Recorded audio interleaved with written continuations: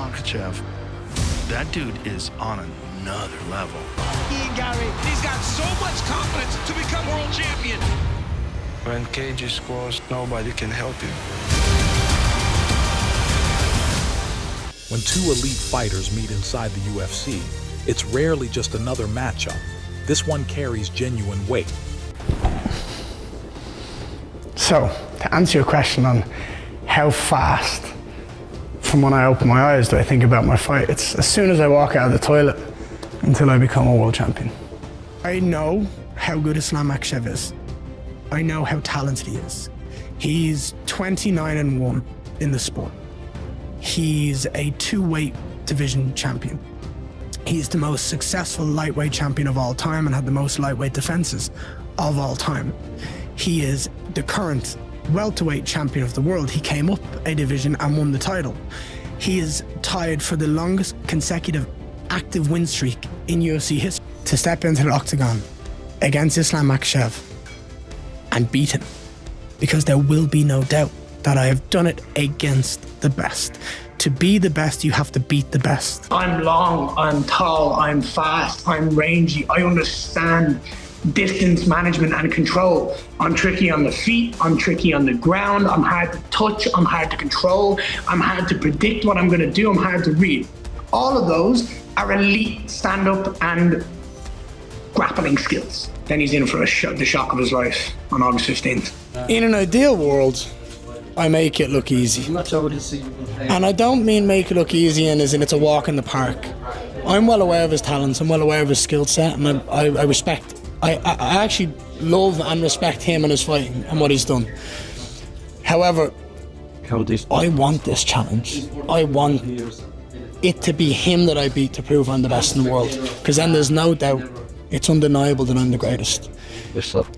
When he grabs a hold of me, I'll have answers to his questions. I'll have answers to his problems, and that will rattle him.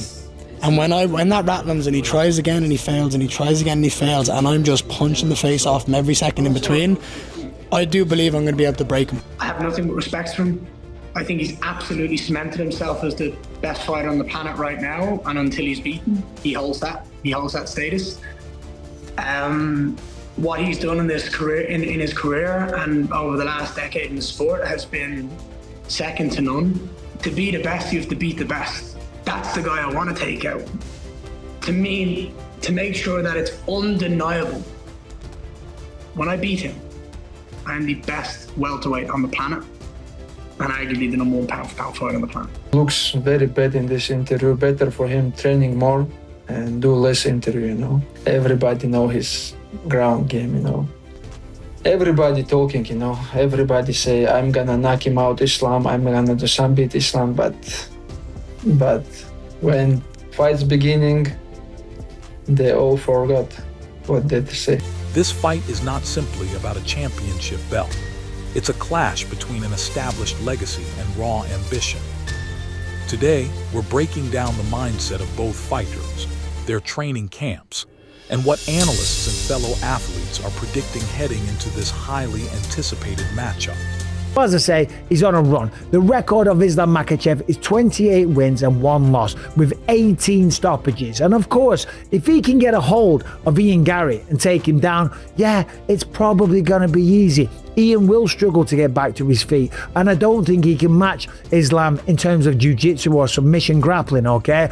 But it's the style that Ian Garry has. It is the length and the reach that he has, and it is his ability to silence out the crowd and not give a damn if you people are booing, and a stellar game plan. Skip right to Islam versus Ian Machado Garry. Dagestan versus Ireland. Ian McGarry, confident as ever. Ian McGarry is reminding us of a young Conor McGregor. He believes he's gonna go in there. He believes he's gonna, and in Islam saying that Ian's gonna dance around. I think Islam knows this is a tough fight. I think Islam is aware of how hard it's gonna be to get a hold of Ian. Ian's long, he's sharp, he's fast, he's focused. He wants this more than he wants oxygen in his fucking lungs. That's how bad he wants it. Islam's been at the top, moved up, won the belt, champ. How much more does he want it? He can't go out there and lose, but does he want it as bad as Ian Garry? Islam, he smothers everybody. Yeah, he does. And I know. his striking is dangerous as well, of course you know. Yeah. Trained with him 100,000 times.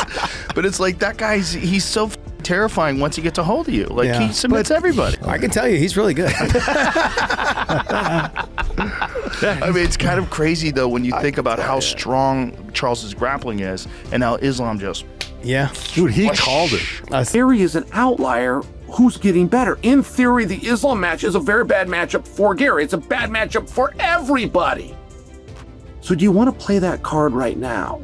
And if you don't play the card, who do you put him with? Like, Garry could get knocked off at any point.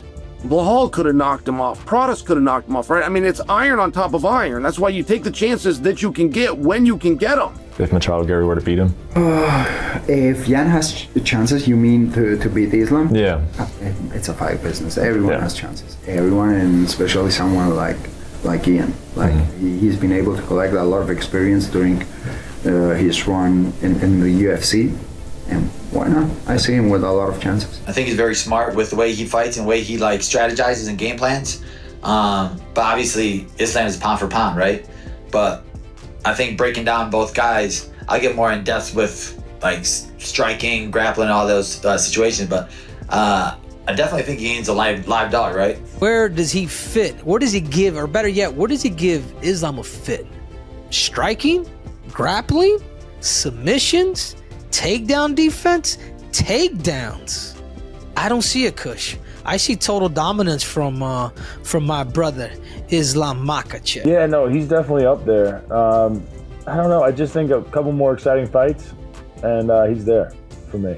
You know, he's so good. He's been so dominant. So. Islam's hard to find. He doesn't. For someone who's a wrestler, you think would be a pressure fighter, he's very good on the back foot. He's very good at distance, very good at catching you coming in. And when you're really fully committed, he either catches you with punches.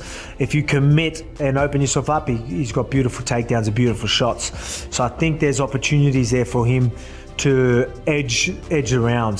So I'm going to have to go with the favorite on this one. So I went most underdogs on that. But Islam Makhachev taking on Ian Garry for the welterweight, which is a sick fight because I remember back in the good old days, I would see your ass fight 3 times in a year. Just boom, boom, boom. Like you defending the belt multiple times in a fucking year. So you got to see your favorite athlete and your favorite champion fight so often. But now you're lucky to see Islam fight once a year or it's hard, man. Even it's just hard. But the fact that we get to see him, fight Ian Garry, that's going to be a sick. Analysts and fellow fighters have offered a range of perspectives on how this matchup could unfold. Most agree that if the fight reaches the ground, Makhachev's wrestling and control make him extremely difficult to deal with. At the same time, several analysts note that if Garry can keep the fight at range and make full use of his striking and length, he presents a legitimate threat to the champion. He does well with Islam on the stand-up because he's rangy, he's tricky, all those. But on the ground, he doesn't. He does okay, but he doesn't survive on the ground. I don't think. I mean, well, okay, he might survive 5 rounds, but he won't get the best of Islam on the ground. That I'm 100% sure about that. On the stand-up, he's pretty tricky. So one punch can change everything on that. One kick, one punch, one knee. So that's a different story. But on the ground, I don't see him dominating. I see him surviving, possibly. So yeah, I could see that. And then the takedown defense that he has is decent, but not great enough to stop Islam from taking him down. But again, sometimes we'll go in there and we'll decide that we're gonna do this with Islam, and next thing you know, next round we'll say, okay, take him down now, or next round we'll go stand up, because he's that good. So we're not looking at going in any specific game plan for anybody because he's good everywhere. But skill for skills, he cannot tie Islam's shoes. He cannot even shine his shoes. He's the guy have 11 fights in the UFC, 9 finishes. 9 decisions. Islam's 10 last 11 fight, 9 finishes or 8 finishes. Islam finishes people. Islam bounce people head off the wall. Islam submit people. He's gonna do what Islam want him to do in the fight. Islam is gonna hunt him like a deer, who's a hunter, who's a 50 caliber machine gun, and after that he's gonna put a bullet in his head, and he's gonna put him out. You know what I'm saying? Because he's gonna run like a deer, and he's fast. He can run. But when the last time we see him knock somebody out? You know, the last time he won a fight, he was running for his life against Parata when Parata started whooping on him. Very long, rangy. He knows how to keep his distance well. He knows how to skirt along the octagon and keep you away from him. So, yeah, I think it'll be a very interesting fight. But ultimately, I think Islam will get him down and sub him. I'm waiting for them to announce it. You know, it's like, what else is there? It's either him or Morales. And I heard Islam might be hurt, but if he's hurt, then do Ian and Morales, because that would be. I know Morales already said that he wants to fight Ian, so that'd be a really interesting. Did you see Islam got announced to fight against Ian Garry? That's great. That's a good fight. I can't wait. Who do you got? Oof. Well, if Ian Garry is able to maintain the fight standing up, that's, I'm sure, his game plan. He's gonna have an edge. But Islam, if he takes him down, is able to put him down, it's gonna be his fight. Yeah. Garry, Islam Makhachev. Islam Makhachev, too tough for Garry. Garry has a good striking. I think on the striking, Garry, on the long distance with his kicks, he can make problem for Islam, but Islam has a good timing of takedown. He's gonna take him down and most likely submit round number 3. So, yeah. I actually think Ian Garry can beat Islam. Now, I'm not predicting for you that he's going to. We'll get to that as this fight gets closer, but I'm sharing for you he can. He's good. He is a talented fighter. He's got good hands. He's got great movement. And it's the one thing when you're looking at that he has. His ability to move in the cage and utilize his footwork, he can give people a lot of problems. Here's the, when you look at the whole thing, he's faster than Islam. He's got faster hands. He is a faster fighter. So that's an advantage that he has. Islam does not get the credit in his stand-up that he deserves. His stand-up is absolutely solid. He's got great kicks. His left kick up high is good. He'll bring it to the leg. And the real difference I see here, if you're going to look at it, Islam is going to be the shorter fighter, which is unusual for him because he's usually a little bit taller than him. How do you see Islam potentially winning this fight? By points, like trying takedowns. I don't know. I don't believe this, but I don't think he's gonna do like he did with JDM, like put on the ground and stay on top all the time. I think some points of the life, Ian can get up, and then he needs to take down again and things like that. But I think the fight's going this way. I think Islam is really hard to beat him by points. You need to knock him out. Unbelievable, right? He's incredible at what he does. He's the greatest lightweight of all time. He's probably the best pound-for-pound fighter in all of the sport that's active right now. But Ian Garry does have a unique challenge. He's 6'3". He's very long. He's quick. He's a good striker. And he's not afraid to spoil the fight. He's happy to jab and jog. He's happy to pick him apart. He's happy to win on points, right? He's happy to just keep banging that jab and moving away. 1-2, move away. Little team kick, move away. Just keep dancing around that gigantic octagon. So if he starts out grappling Islam or stop and takedown defense and things like that, then I'm going to be like, oh, okay, now I'm seeing something that I haven't really seen. So now then my opinion might change within the first round. But yeah, I haven't really seen that, so I'm going to go with what I know. And I know he can hit hard. I felt it firsthand. Like, well, I didn't feel, actually, I don't remember it. But it's but yeah, it's again, if he puts his hands, he can definitely catch him. So does Ian Garry have the game planning necessary to get this one done? He's not going to be much bigger than Islam Makhachev. I've already seen people putting out the weights and saying that Makhachev's actually going to be weighing in a little bit more than Ian Garry for this division. It hurts me to say this, but is Islam Makhachev's win over JDM as impressive as we once thought?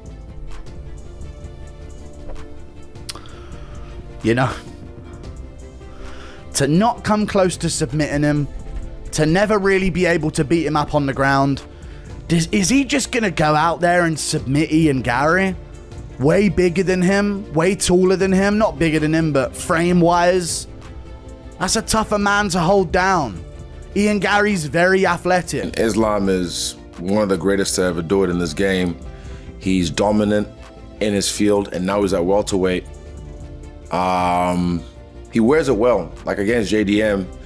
I thought JDM scrambling would give him problems, but nah, he didn't. It wasn't the case. But with Garry, the fight with Shavkat, he got close at the end as well to finishing Shavkat, but the way he handled Shavkat's grappling, I wouldn't say foreshadow what's gonna happen with that fight, but I haven't actually looked at that fight too much yet, but I'm excited for that fight just because it's like, again, another one of those ones where it's like destiny. A guy like Ian Machado, who's come up, had this dream, been calling it since day dot. He's been saying, I'm the future. I'm the future. And now the future is here. So will he get it done? Possibly. But I think I'll dive into that a little bit more. For Garry, this fight represents a defining opportunity, a chance to secure the kind of victory that changes a career overnight. Someone as long and tall as me. He's not fought someone as fast as me. He's not fought someone who has the distance management, the boxing capabilities, the head movement that I did, but also the takedown defense. He might get me though. I hope he does. Because I want to prove to the world that he can. I want to prove to the world that I can get back. I want to prove to the world that I can beat him in his own world. I don't care how long he's trained in that area. I don't care if he's an internationally recognized master of Sambo or not. I'm gonna bounce him on his skull and I'm gonna take his... Makhachev understands exactly how difficult it is to remain at the top of the sport, and he's made clear he intends to leave nothing to chance in defending his title. His mindset is straightforward. Years of disciplined preparation have brought him here, and he trusts that work completely. Take more risk to finish my opponents because I like it. Finish my opponents, you know. And this fight, I think, honestly, from the first time when I'm taking him down, I have chance to finish him because I saw his ground game. It's not so good, you know. He have good strikings, long reach, you know, long arm. He control the distance, always go back. But I see when I take him down, it's gonna be finish. We'd like to hear your take on this one. How do you see the fight playing out? Does Makhachev extend his reign, or does Garry pull off the upset? Share your prediction in the comments below. If you enjoyed this breakdown, consider liking the video and subscribing for more analysis like this. We'll see you in the next one.